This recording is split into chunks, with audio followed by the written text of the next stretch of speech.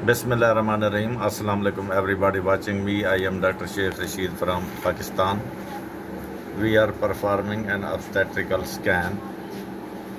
As you see here, on visual assessment, we see that the liquor is markedly increased. In this case, we do not follow the amniotic fluid index. Rather, we see one single maximum deepest pocket. This is 9.6. Normally, this is 3 to 8 centimeter. So this is increased liquor. Now we come toward the details of the fetus. Here we see this is the head of the fetus, lateral ventricles, cisterna magna, thalami, and now we see the face. The lips are okay.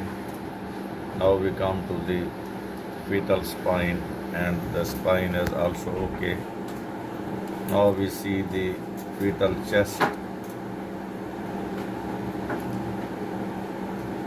The heart and lungs are normal. Here one thing which is striking, this is the bowel loops of the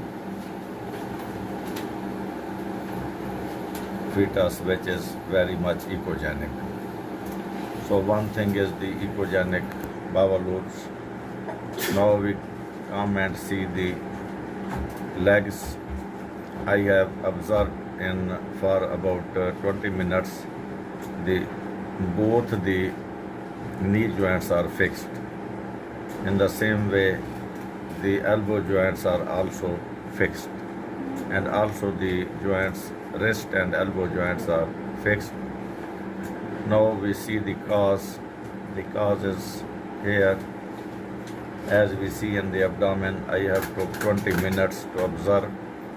I could not see. This is the gallbladder, and this is the umbilical vein, and no stomach is seen here. So this increased liquor is most likely due to esophageal atresia, which may be part of some syndrome. As we see here, the joints are fixed. There may be some abnormality in the brain, but not very much evident on the ultrasound.